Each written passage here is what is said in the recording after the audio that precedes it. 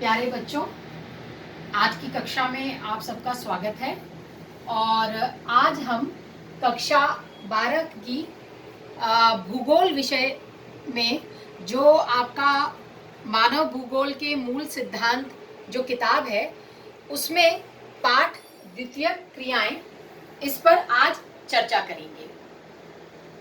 इस पाठ को पढ़ने के पश्चात आप ये समझ पाएंगे कि विनिर्माण का क्या अर्थ है और उद्योगों का वर्गीकरण का क्या आधार है और कौन कौन से प्रकार के उद्योग होते हैं, उनके क्या क्या उदाहरण हैं।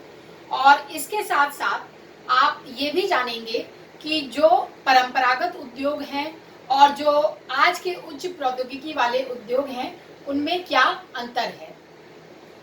शुरू करने से पहले आपने जो अपने पिछली कक्षा में जो द्वितीय क्रियाओं से पहले के जो पाठ थे, प्राथमिक क्रियाएं, आपने जरूर से पढ़ा होगा। उसको एक बार दिमाग में रिवाइंड करते हुए आप याद करें कि जो आर्थिक क्रियाएं हैं उनको हम 4 भागों में बांटते हैं।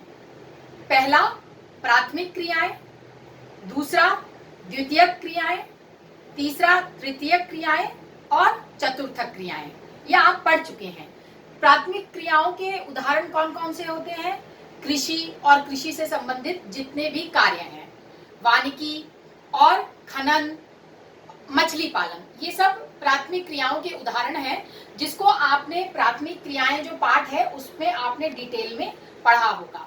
वहीं जो द्वितीयक क्रियाएं हैं उसमें उदाहरण है विनिर्माण, जिसको हम मैन्युफैक्चरिंग कहते हैं।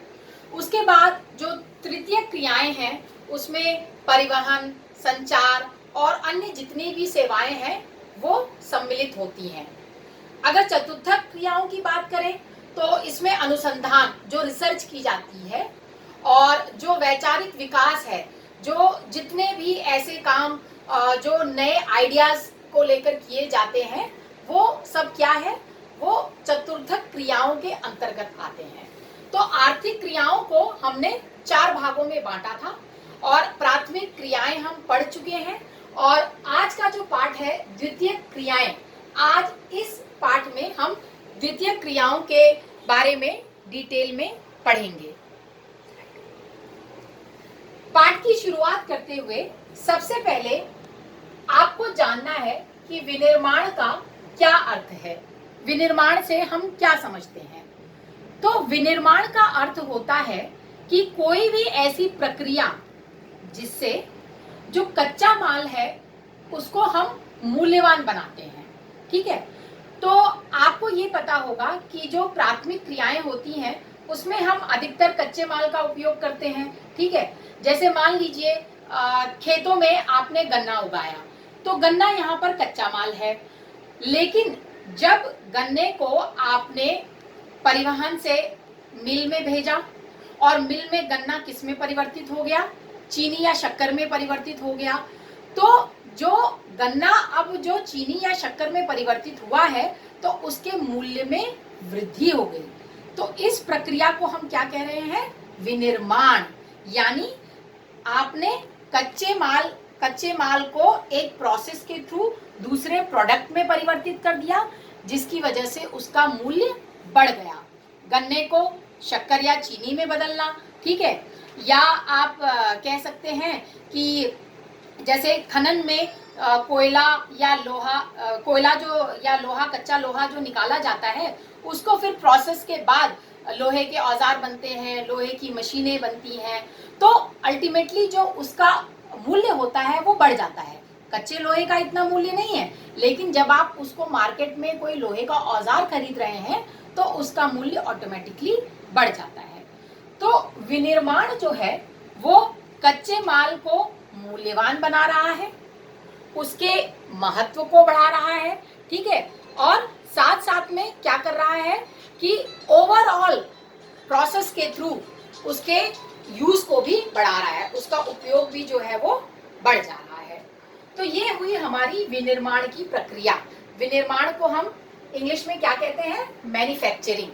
ठीक, उसके बाद आपको इस पाठ में विभिन्न प्रकार के उद्योगों के बारे में पढ़ना है। तो सबसे पहले हम ये जानते हैं कि किसी भी उद्योग की अवस्थिति के कारक क्या क्या होते हैं। यानी अगर आप कहीं भी उद्योग लगा रहे हो तो उसके लिए आपको क्या दिमाग में रखना है, क्या क्या चीजें इंपॉर्टेंट है जिसको आप दिमाग में रख के किसी भी उद्योग को की अवस्थिति करोगे या उसको आप वहां पर स्थापित करोगे। तो शुरू करते हैं कि कौन कौन से ऐसे कारक हैं जो उद्योग की अवस्थिति को प्रभावित करते हैं। पहला, बाजार की उपलब्धता यानी मार्केट की अवेलेबिलिटी। आप कोई भी उद्योग लगाओगे तो उसमें आप कोई ना कोई प्रोडक्ट बना रहे हो, ठीक है। तो उस प्रोडक्ट को आप जहां आपने उद्योग लगाया है उससे आगे बढ़ के जो भी निकटवर्ती बाजार होगा, मार्केट होगा, वहीं तो जाकर आप बेचोगे, है ना। और कोई भी उद्योग लाभ के लिए ही किया जाता है। तो ये देखा जाता है कि जहां भी उद्योग स्थापित हुए हैं वहां आसपास में बड़े बाजार हों, जहां पर जो आप प्रोड्यूस बना रहे हो, जो प्रोडक्ट बना रहे हो, उसकी डिमांड हो, उसकी मांग हो। आपने इकोनॉमिक्स में डिमांड और सप्लाई जरूर से पढ़ा होगा, है ना, कि किसी भी चीज की मांग और आपूर्ति कैसे जो है वो रिलेटेड है। तो आपने जो अपने उद्योग में प्रोडक्ट बनाया, आप ये चाहोगे कि आप बाजार में जाकर उसको बेचो, तभी आपको लाभ मिलेगा। तो जो पहला कारक है वो है बाजार की उपलब्धता। और कोशिश ये की जाती है कि उद्योग ऐसी जगह स्थापित करें जहां पर निकटवर्ती बाजार हो। उसके बाद जो दूसरा कारक है वो है श्रम यानी लेबर। अब जो भी आपने उद्योग लगाया है उसमें मशीनें तो होती हैं, लेकिन मशीनों के साथ साथ जो छोटे पैमाने के उद्योग होते हैं उनमें बहुत बड़ी बड़ी मशीनें तो होती नहीं है। तो हमें किसकी आवश्यकता होती है? श्रम की आवश्यकता होती है, लेबर की आवश्यकता होती है। तो आपको किसी भी उद्योग को स्थापित करने से पहले ये देखना होगा कि क्या उसके आसपास मुझे आसानी से श्रम मिल जाएगा, लेबर मुझे मिल जाएंगे, ठीक है। तो श्रम की आपूर्ति जो है वो दूसरा कारक है। उसके बाद जो तीसरा कारक है वो है पूंजी, जिसको हम कैपिटल कहते हैं, मनी। किसी भी उद्योग को लगाना एक बहुत बड़ा इन्वेस्टमेंट होता है, ठीक है, क्योंकि इसमें बहुत अच्छी खासी लागत आती है। तो उद्योग लगाने के लिए आपके पास अच्छा खासा पैसा होना चाहिए। शुरुआत में इन्वेस्टमेंट करने के लिए आपको पैसा लगाना पड़ता है, चाहे आप वो लोन लेकर लगाएं या आप अपने पास है तो आप उसको लगाएं। तो पूंजी जो है वो तीसरा कारक है। आगे बढ़ते हुए उद्योग की अवस्थिति का जो चौथा कारक है वो है शक्ति के साधन, पावर सप्लाई। आपको पता है कि कोई भी जो उद्योग है उसके लिए बिजली की, पावर की सप्लाई निर्बाधित होनी चाहिए, है ना। हो सकता है वो फैक्ट्री में प्रोडक्शन कई घंटों तक चलता है, तो मशीनें चलाने के लिए आपको बिजली चाहिए होती है। तो आप किसी भी उद्योग को स्थापित करने से पहले अपने दिमाग में ये बात बैठा लेंगे कि मुझे बिजली की सप्लाई मिलनी चाहिए, यानी शक्ति के साधन जो हैं वो आसपास में उपलब्ध होने चाहिए। चाहे वो बड़े पैमाने का उद्योग हो या छोटे पैमाने का उद्योग हो, हर प्रकार के उद्योग को शक्ति के साधन की उपलब्धता बहुत जरूरी है, वरना वो अपनी फैक्ट्री में प्रोडक्शन नहीं कर सकते। उसके बाद जो नेक्स्ट कारक है वह है परिवहन व संचार। अब जैसा कि मैंने आपको पहले जो बाजार वाला पॉइंट समझाया था, तो आपने अपने उद्योग में प्रोडक्शन किया, आपने कोई प्रोडक्ट बनाया, अब आप उसको बाजार तक तो ले जाओगे। बाजार तक ले जाने के लिए आप किस चीज का इस्तेमाल करोगे? परिवहन के साधनों का इस्तेमाल करोगे। परिवहन के साधन कोई भी हो सकते हैं। अधिकतर बाजार तो निकट होता है, मैंने बताया, लेकिन हर उद्योग में ये जरूरी नहीं है कि बाजार निकट हो। जैसे जो लौह इस्पात उद्योग होता है, बहुत बड़े पैमाने का उद्योग होता है, और वहां से हम जो कच्चा लोहा होता है वो ऐसा नहीं होता कि आसपास की सिटीज में ही हम उसको सप्लाई करते हैं, वो ऑल ओवर इंडिया सप्लाई होता है। तो वो किसके माध्यम से होगा? रेल के माध्यम से होगा या शिप्स के माध्यम से होगा। तो कहने का मतलब क्या है कि आप अपने प्रोडक्ट्स को बाजार तक पहुंचाने के लिए आपको परिवहन के साधन जो है वो बहुत जरूरी है आपके लिए। संचार, कम्युनिकेशन, क्योंकि एक जो प्रोड्यूसर है और जो कंज्यूमर है उसके बीच में लिंकेज करता है कम्युनिकेशन, है ना। आप घर जाके तो नहीं पूछोगे कि भाई आप ये मेरा सामान लोगे क्या, आप फोन के थ्रू, मेल के थ्रू आप पूछते हो। तो परिवहन और संचार जो है ये भी एक बहुत बड़ा कारक है ये चीज डिसाइड करने में कि कहीं पर उद्योग लगने चाहिए या नहीं लगने चाहिए। उसके बाद जो आखिरी कारक जो हमें पढ़ना है वो है सरकारी नीतियां। सरकारी नीतियां एक सपोर्ट सिस्टम की तरह काम करती है। मान लीजिए आप कोई उद्योग लगा रहे हो और सरकार की नीतियां ऐसी हैं कि आपको बहुत आसानी से लैंड नहीं मिल पा रहा है, आपको लोन नहीं मिल पा रहा है, तो क्या आप उद्योग आसानी से लगा सकते हो? नहीं लगा सकते हो। तो जब तक सरकार की नीतियां आपके लिए फेवरेबल नहीं होंगी, आपके अनुसार नहीं होंगी, तब तक आप किसी भी उद्योग को सफलतापूर्वक नहीं लगा सकते हो। तो सरकार का सपोर्ट उसकी नीतियों के टर्म्स में थोड़ा नीतियां लचीली होनी चाहिए, चाहे वो लैंड एक्वायर करने की नीतियां हों, चाहे वो लोन और सब्सिडी की बातें हों। तो इन सब में आपको सरकार का सपोर्ट मिलेगा। अगर सरकार की नीतियां फेवरेबल होगी तो आप बहुत आसानी से किसी भी उद्योग की स्थापना कर सकते हैं। तो ठीक है बच्चों, ये जो थे ये कारक हैं जो किसी भी उद्योग की लोकेशन जो अवस्थिति होती है उसको प्रभावित करते हैं। बाजार, श्रम, पूंजी, शक्ति के साधन, परिवहन, संचार और सरकारी नीतियां। आगे बढ़ते हुए अब हम आते हैं जो इस पाठ का मुख्य कंटेंट है, उद्योगों का वर्गीकरण।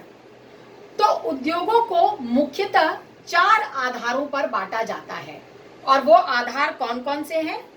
आकार के आधार पर, साइज के आधार पर, कच्चा माल, रॉ मटेरियल, उत्पाद के आधार पर यानी क्या प्रोडक्ट आप बना रहे हो, स्वामित्व के आधार पर यानी ओनरशिप के आधार पर, उसका ओनरशिप किसके पास है।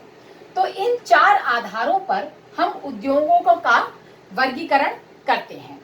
उसके बाद आगे अगर इस वर्गीकरण में आगे बढ़ें तो आकार के आधार पर 3 वर्गीकरण हैं, कुटीर उद्योग, छोटे पैमाने के उद्योग और बड़े पैमाने के उद्योग।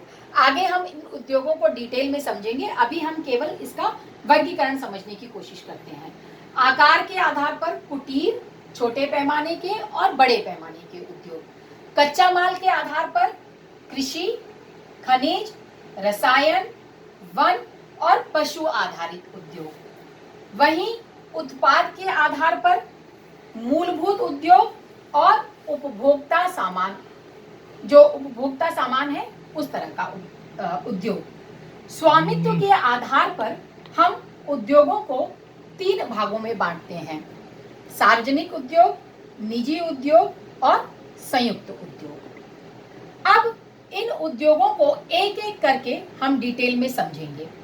सबसे पहले जो हमने वर्गीकरण लिया है वो है आकार के आधार पर, है ना, साइज के आधार पर। साइज के आधार पर हम उद्योगों को 3 भागों में बांट रहे हैं, कुटीर उद्योग, छोटे पैमाने के उद्योग और बड़े पैमाने के उद्योग। सबसे पहले हम बात करते हैं छोटे पैमाने के उद्योग और बड़े पैमाने के उद्योगों को। अगर इन दोनों का तुलनात्मक अध्ययन करें तो आप बहुत से पॉइंट्स आप इसके नाम से ही पकड़ लोगे, ठीक है। जो छोटे पैमाने के उद्योग हैं उनमें पूंजी कम लगती है और बड़े पैमाने के उद्योग में पूंजी जो है वो बहुत अधिक लगती है।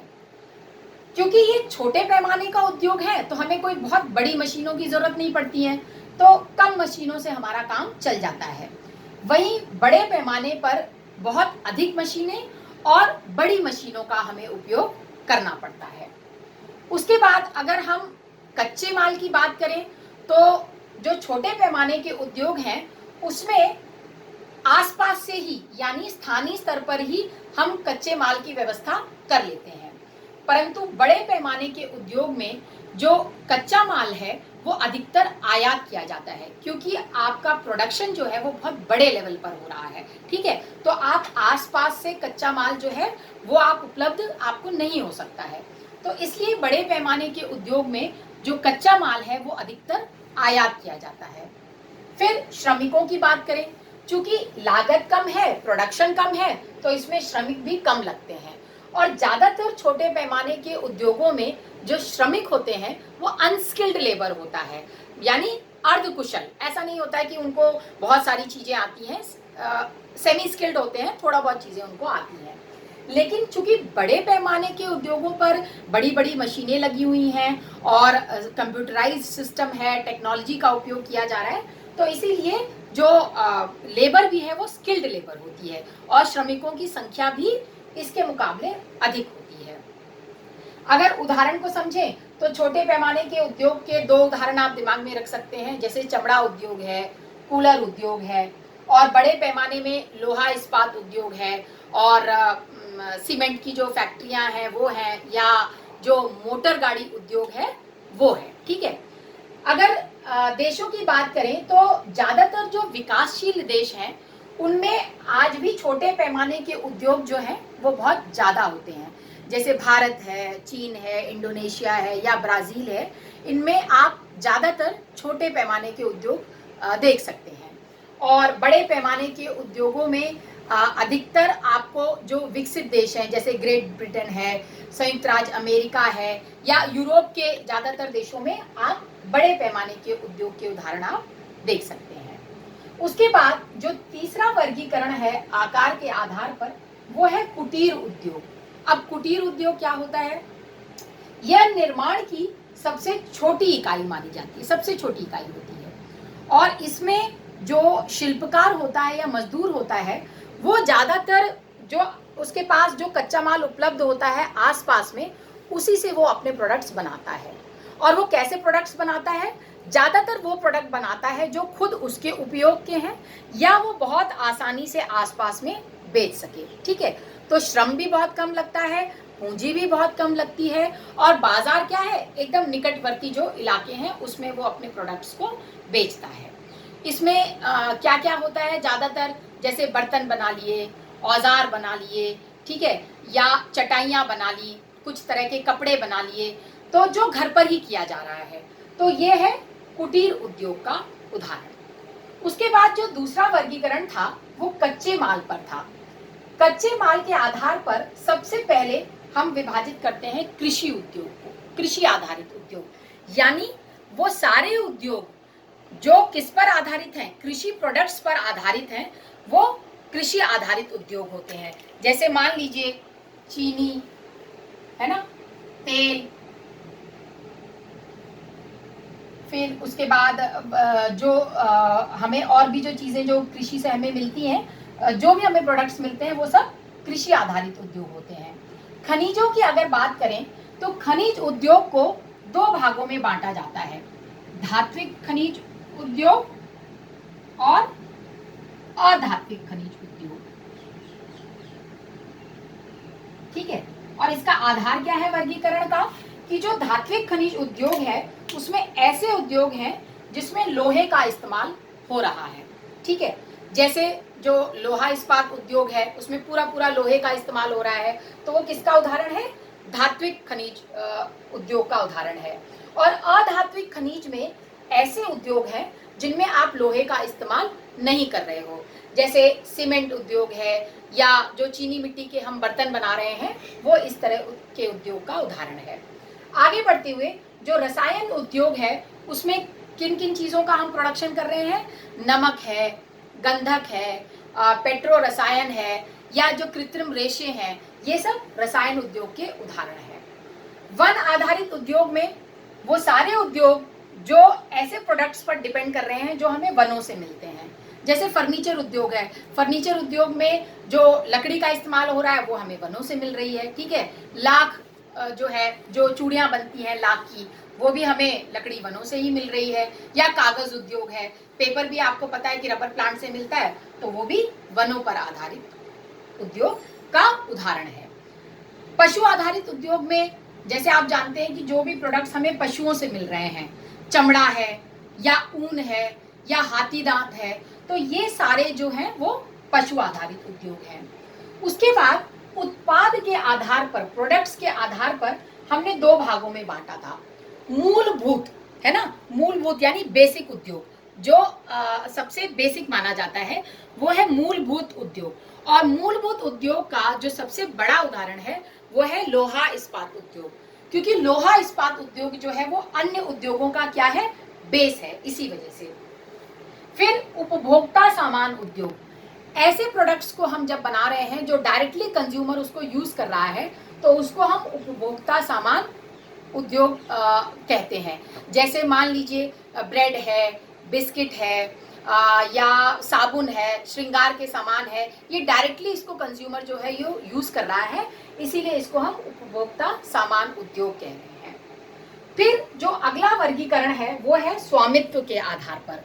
स्वामित्व के आधार पर सार्वजनिक, निजी और संयुक्त उद्योग। सार्वजनिक उद्योग वो होते हैं जो पूरी तरह सरकार के अधीन है, पूरा पूरा कंट्रोल सरकार का है। और इसका उदाहरण आपको जो भी साम्यवादी और जो समाजवादी देश हैं, इनमें इस तरह के उद्योगों का उदाहरण मिलता है। वहीं निजी उद्योग ऐसे होते हैं जिन पर पूरा कंट्रोल किसी एक व्यक्ति या एक कंपनी का होता है, प्राइवेट ओनरशिप। तो ऐसे उद्योग ज्यादातर हमें पूंजीवादी देशों में मिलते हैं। और वहीं जो संयुक्त उद्योग है वो कैसे उद्योग हैं? ऐसे उद्योग जिनमें प्राइवेट और पब्लिक दोनों पार्टनरशिप होती है, सरकार की भी होती है और एक प्राइवेट पर्सन की भी पार्टनरशिप होती है। तो ऐसे उद्योग होते हैं संयुक्त उद्योग। तो ये तो आपका वर्गीकरण हो गया पूरा। उसके बाद हम बात करते हैं कि जो पहले उद्योग जो होते थे उन्हें हम परंपरागत बड़े पैमाने वाले औद्योगिक प्रदेश हम कहते थे। ये पुराने पुराने तरीके के उद्योग होते थे। आज भी जो जर्मनी का रूर प्रदेश है उसमें आप परंपरागत बड़े पैमाने के का औद्योगिक पूरा वो प्रदेश है।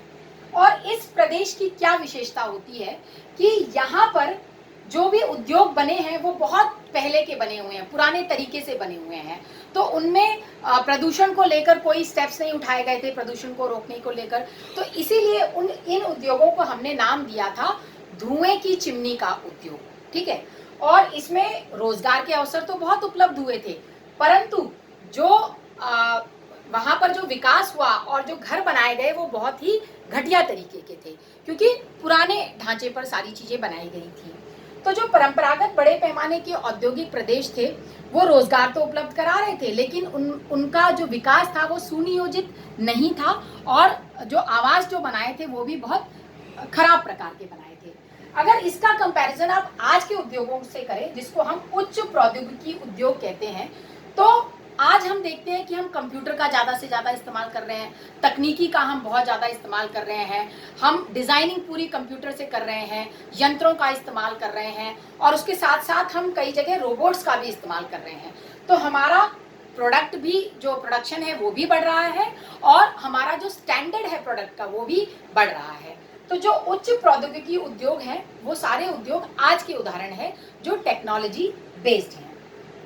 उसके बाद जो दो उद्योगों के बारे में आपको पढ़ना है वो है लौह इस्पात उद्योग और सूती वस्त्र उद्योग। लौह इस्पात उद्योग को मैंने पहले भी बताया था कि मूलभूत उद्योग कहा जाता है। और क्यों कहा जाता है? क्योंकि ये जो दूसरे उद्योग हैं उनको कच्चा माल प्रोवाइड करता है। इसे भारी उद्योग भी कहा जाता है। क्यों? क्योंकि इसमें जो कच्चा माल हम इस्तेमाल कर रहे हैं वो काफी भारी भरकम होता है, काफी वेट होता है, और ये सब उद्योगों के लिए एक आधार बनाता है, क्योंकि मैक्सिमम उद्योगों को जो कच्चा माल प्रोवाइड होता है वो इस लोहा इस्पात उद्योग से प्रोवाइड होता है। बड़ी बड़ी भट्टियों का इस्तेमाल किया जाता है जिसमें लोहे के साथ कार्बन और चूना डाला जाता है, और उसके बाद हमें कच्चा लोहा प्राप्त होता है। वहीं जब आप कच्चे लोहे में आप मैग्नीज मिला देते हो तो आपको इस्पात मिल जाता है। तो लोहा इस्पात उद्योग एक बड़े पैमाने का मूलभूत उद्योग है। वहीं जो सूती वस्त्र उद्योग है वो पूरे विश्व में 3 स्तरों पर किया जा रहा था: हथकरघा, बिजली और कारखाने। हथकरघा और बिजली तो अब पुराने हो गए, अब तो बड़े स्तरों पर कारखाने में किया जाता है, क्योंकि प्रोडक्शन बहुत कम होता था हथकरघा पर, और श्रम भी बहुत अधिक लगता था, और क्वालिटी भी अच्छी नहीं थी। तो इसलिए अब धीरे धीरे हमने क्या किया है, मशीनों का उपयोग करना शुरू कर दिया है। और सूती वस्त्र उद्योग में आप एक चीज ये देखिए कि जो विश्व का जो 50% जो सूती वस्त्र उद्योग है वो कुछ देशों तक सीमित रहा, और यूरोप के जो कुछ देश थे वो 50% से भी अधिक कपास का आयात करते थे। तो सूती वस्त्र उद्योग में पहले हथकरघा हुआ, उसके बाद बिजली के करघों का इस्तेमाल हुआ, और अब जो है वो कारखानों का इस्तेमाल किया जा रहा है, जिससे कि प्रोडक्शन अब काफी बढ़ चुका है। लास्ट में हम ये समझेंगे कि जो भी विनिर्माण है उसकी विशेषता आज के संदर्भ में क्या है। पहला है कौशल का विशिष्टीकरण। आपने स्किल्स यूज कर रहे हो आप, ठीक है। अब आप सेमी स्किल्ड लेबर को यूज नहीं कर रहे हो, आपको स्किल्स चाहिए, आपको पर्टिकुलर प्रोडक्शन के लिए मुझे ये व्यक्ति चाहिए जिसको ये आना चाहिए। तो कौशल का विशिष्टीकरण हो चुका है, स्पेशलाइजेशन ऑफ स्किल्स हो चुका है। उसके बाद यंत्रीकरण, मशीनों का ज्यादा से ज्यादा उपयोग किया जा रहा है, ठीक है। प्रौद्योगिकी का विकास, जो सबसे लेटेस्ट टेक्नोलॉजी है उसका यूज किया जा रहा है। और संगठनात्मक ढांचा व स्तरीकरण, यानी आपने एक पूरा स्ट्रक्चर बनाया है, आपने एक हायरार्की बनाई है कि ऊपर कौन, नीचे कौन, उसके बाद कौन, और आपने डिवीजन ऑफ लेबर किया है, आपने कार्यों का विभाजन सही सही तरीके से कर दिया है। तो जो विनिर्माण है, आज का जो प्रोडक्शन है, जो मैन्युफैक्चरिंग है, वो इन सारी चीजों पर जोर देता है। कौशल का विशिष्टीकरण, यंत्रीकरण, प्रौद्योगिकी और संगठनात्मक ढांचा व स्तरीकरण। तो बच्चों, ये पाठ इस तरह से समाप्त होता है। और पाठ को समाप्त करने से पहले एक बार हम दिमाग में रखेंगे कि आज हमने ये जाना कि विनिर्माण क्या होता है, उद्योगों को स्थापित करने के कौन कौन से कारक उत्तरदायी हैं, उद्योगों का वर्गीकरण हम किस किस आधार पर करते हैं, और हर उद्योग का हमने उदाहरण समझा। और हमने ये भी जाना कि जो परंपरागत बड़े पैमाने वाले उद्योग हैं और जो उच्च प्रौद्योगिकी उद्योग हैं उनमें क्या अंतर है। और साथ में हमने लोहा इस्पात और सूती वस्त्र उद्योग की विशेषताओं को समझा और ये जाना कि जो आज का विनिर्माण है उसकी क्या क्या विशेषताएं हैं। थैंक यू बच्चों।